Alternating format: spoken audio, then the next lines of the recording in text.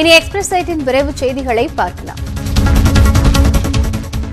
திருச்சி மத்திய சிறையில் அடைக்கப்பட்டுள்ள இலங்கை தமிழர் நிமலன் 2வது நாளாக உண்ணாவிரத போராட்டம் நடத்தி வரும் நிலையில் இன்றும் மேலும் ஒருவர் காலவரையற்ற உண்ணாவிரத போராட்டத்தை தொடங்கியுள்ளார். சட்டவிரோதமாக வெளிநாடு செல்ல முயன்றதாக கடந்த 2016ஆம் ஆண்டு கைது செய்யப்பட்ட இலங்கை தமிழர் நிமலன் திருச்சி மத்திய சிறை வளாகத்தில் இருக்கும் சிறப்பு முகாமில் அடைக்கப்பட்டுள்ளார். இந்நிலையில் பொய் வழக்கில் கைது செய்யப்பட்ட தன்னை தண்டனை காலம் முடிந்தும் விடுதலை செய்யவில்லை என குற்றம் சாட்டியுள்ள அவர் நேற்று முதல் காலவரையற்ற உண்ணாவிரத போராட்டத்தில் ஈடுபட்டுள்ளார். இந்நிலையில் மற்றொரு இலங்கை தமிழரான ஆண்டனி சார்லஸ் பேட்ரிக்ஸ் என்பவரும் இன்று முதல் காலவரையற்ற உண்ணாவிரத போராட்டத்தை தொடங்கியுள்ளார்.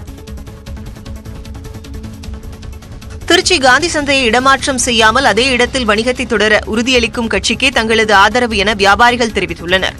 காந்தி சந்தையில் 3000க்கும் மேற்பட்ட கடைகள் இருக்கும் நிலையில் அந்த சந்தை கள்ளிக்குடிக்கு இடமாற்றம் செய்யப்பட்டது. ஆனால் அங்கு செல்ல மறுத்த விவசாயிகள் காந்தி சந்தை பகுதியிலேயே தங்களது வியாபாரத்தை தொடர்ந்து வருகின்றனர். இதனிடையே காந்தி சந்தையை இடமாற்றம் செய்யக்கூடாது என வலியுறுத்தியுள்ள வியாபாரிகள் அனைத்து கட்சிகளின் சின்னங்கள் மற்றும் கொடிகளை பொறித்த பிரம்மாண்ட சுவரொட்டியை திருச்சி மாநகரின் பல்வேறு பகுதிகளில் ஒட்டியுள்ளனர். அதில் தங்களது கோரிக்கையை யாரும் நிறைவேற்றாவிட்டால் நாடாளுமன்ற தேர்தலை புறக்கணிக்கப் போவதாக அறிவித்துள்ளனர். திருவண்ணாமலை மாவட்டம் ஆரணி அருகே இறந்தவர்களின் சடலத்தை மயானத்திற்கு கொண்டு செல்ல பாதை அமைத்து தர கோரி கிராம மக்கள் கோரிக்கை விடுத்துள்ளனர். ஆவன்யாபுரம் கிராமத்தில் சுமார் 3000க்கும் மேற்பட்டோர் வசித்து வருகின்றனர். இந்த கிராமத்தில் இறந்தவர்களை செய்யாற்றின் அருகில் உள்ள மயானத்தில் புதைப்பது வழக்கம். கடந்த 30 ஆண்டுகளாக இந்த மயானத்திற்கு செல்ல பாதை இல்லாமல் விவசாய நிலத்தில் சடலத்தை எடுத்துச் செல்கின்றனர். இதனால் பயிர்கள் சேதமடைந்து வருவதால் மயானத்திற்கு செல்ல பாதை அமைத்து தர அரசு நடவடிக்கை எடுக்க வேண்டும் என்று ஆவன்யாபுரம் கிராம மக்கள் கோரிக்கை விடுத்துள்ளனர். தமிழக அரசு வழங்கிய 1000 ரூபாய் பொங்கல் பரிசை மறந்தாலும் இரட்டை இலையை மறந்து விடாதீர்கள் என்று வருவாய்த்துறை அமைச்சர் RB உதயகுமார் தெரிவித்துள்ளார். ஜெயலலிதாவின் 71வது பிறந்த நாளையொட்டி மதுரை மாவட்டம் டி கல்லுப்பட்டி பகுதிகளில் நடைபெற்ற கோலப்போட்டியில் பங்கேற்றவர்களுக்கு அவர் பரிசுகளை வழங்கினார்.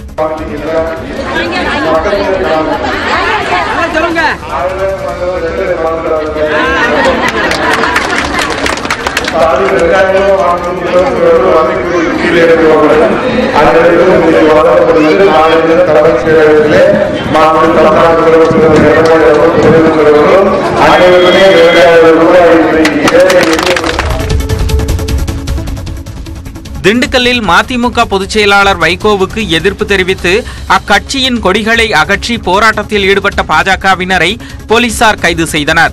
மதிமுகவின் மாவட்ட கழகம் சார்பில் தேர்தல் நிதி வழங்கும் கூட்டம் திண்டுக்கல்லில் உள்ள தனியார் ஓட்டலில் நடைபெற்றது.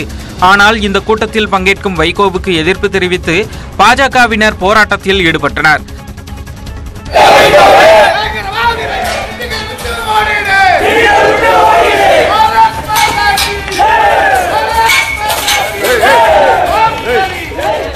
போலீசார் பாதுகாப்பு மேற்கொண்ட போதும் தடையை மீறி பாஜகவினர் கருப்பு கொடி காட்டி போராட்டத்தில் ஈடுபட்டனர். போலீசார் தடுத்தும் அவர்கள் தொடர்ந்து முழக்கமிட்டனர்.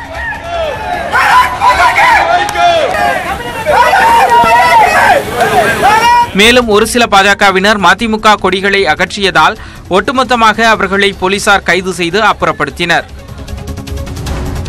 இமாச்சல் பிரதேசத்தில் குடியிருப்பு பகுதியில் இடிபாடுகளில் சிக்கிய சிறுத்தையை வனத்துறையினர் மீட்டனர். மணலி என்ற கிராமத்தில் சுற்றித் திரிந்த சிறுத்தை வேலியில் சிக்கிக் கொண்டது. கிராம மக்கள் தகவல் கொடுத்ததை அடுத்து அந்த பகுதிக்கு வந்த வனத்துறையினர் சிறுத்தையை பிடித்து அடர்ந்த காட்டிற்குள் பாதுகாப்பாக விட்டனர்.